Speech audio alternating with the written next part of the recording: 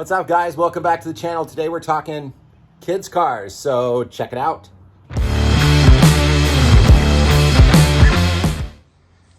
All right, so I thought I would make a video talking about my solution for a car for my kids. Don't mind that. That is getting paddles put on because we are getting ready for a trip to world famous Glamis sand dunes. So we'll have a video of that hopefully soon.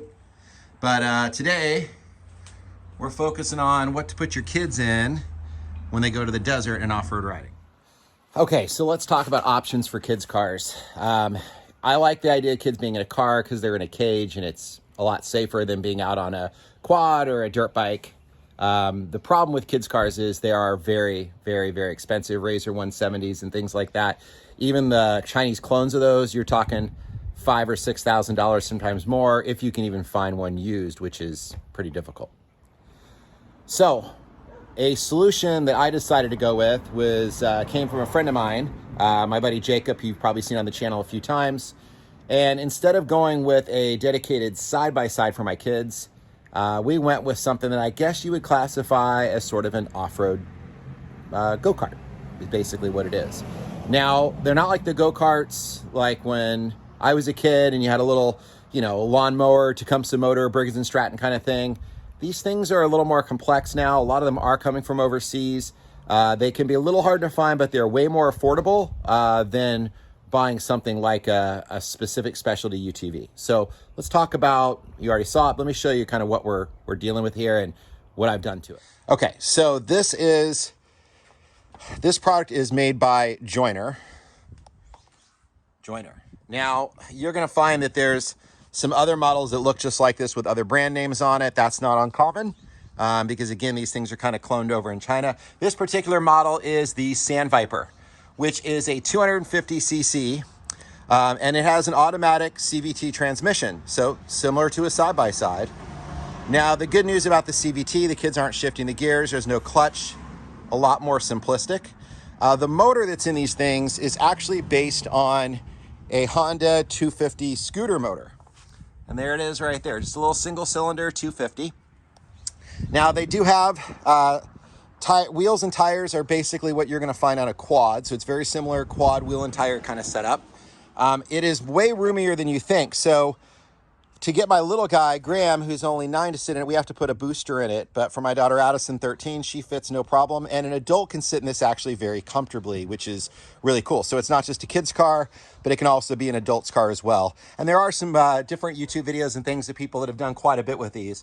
Now, I wanted to keep things really simple. I wasn't looking for massive power. What I was looking for is just something reliable for my kids to have fun in the desert. So my buddy Jacob actually gave me a deal on this. This is his old Joyner Sand Viper that he used for his kids when they were younger. And I've decided to kind of give it a little bit of a makeover. And I want to walk you through some of the things I did and talk about what that's done for the performance of the car. All right, so we're going to start with some of the things that my buddy Jacob did for me before I got to it. He'd already put some nice LED lights off of Amazon right up top. He also switched it over to an LED tail light. He had done a little bit of paint work and kind of cleaned things up a bit. Now, from there, I kind of took over, and I've done a couple things just to make the car a little more usable. First off is I did change out the fuel cell that comes with it. This is like a 5-gallon racing fuel cell that you'll see in like people that are taking cars to the drag strip and things like that. I went with this route because I want a bigger fuel capacity. I also just kind of upgraded and went with some bigger fuel lines. So we have some nice big fuel lines running down through a fuel filter and a shutoff valve to make it easy to run off the fuel in the carburetor at the end of the season, since nowadays with today's fuels, you can definitely gum up a carburetor. The only lights he hadn't gotten to yet were the front lights. So I upgraded the front lights to a couple LED, just a little I think they're a 4.5-inch light up front. Now, I also put an aluminum roof on it. He had a fabric roof on it, which worked really nice, but over time in the wind, especially driving down the road, I have an open trailer, so when you're going 65 miles an hour, eventually it just starts beating the top. So I put some aluminum roofing on, which I left over from some roofing I did on a buggy / dual sport sand rail I had from a few years ago. He had upgraded the seat belts, which is nice. What comes with them is fine, but they were old and due. The seats actually that come with it are not too bad. They work pretty well. Now, I did do a rebuild on the top end of the motor, just because the engine, he wasn't the original owner. We don't know the exact life of it. The compression seemed to be pretty down. It was having a little trouble starting, so it was just time to freshen things up. So we went new carburetor, new intake manifold, or the little carburetor manifold, and then we just rebuilt the whole top end. The nice thing about rebuilding the top end on these things, I got a kit off of the internet. I think it was around $270, $280 to rebuild the top end, which is great. Really, it was a simple process. You can actually see that here in the time-lapse video of me doing the teardown, which is awesome. So real easy, simple thing to do. Now, the one thing that was a little problematic, to be able to rebuild the motor with the motor in the end car, which prevents you from pulling it out, was at the same time I redid the fuel tank, I actually moved one of the arms that actually holds the fuel tank. It was over right across the center of the head.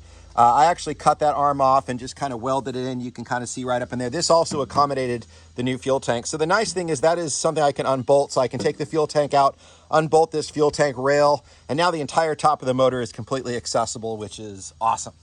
So that was kind of the big thing that we did.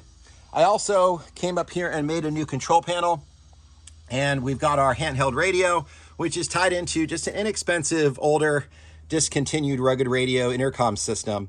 This allows the two riders in the car to talk with each other without all the noise. They don't have to scream and yell. And then we can also communicate on the radio. So if the kids are getting a little driving a little too fast, or getting a little too far from camp, or on a ride with us and we want to communicate, it's all push button. They don't have to take their hands off the wheel, which is good to go. Now,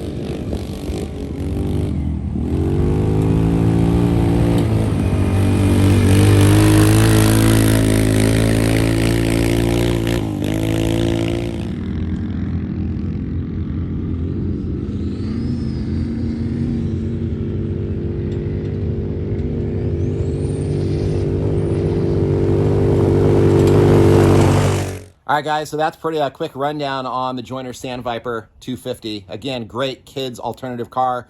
You'll probably see it in the background of some of our videos and even on some of the rides we go on.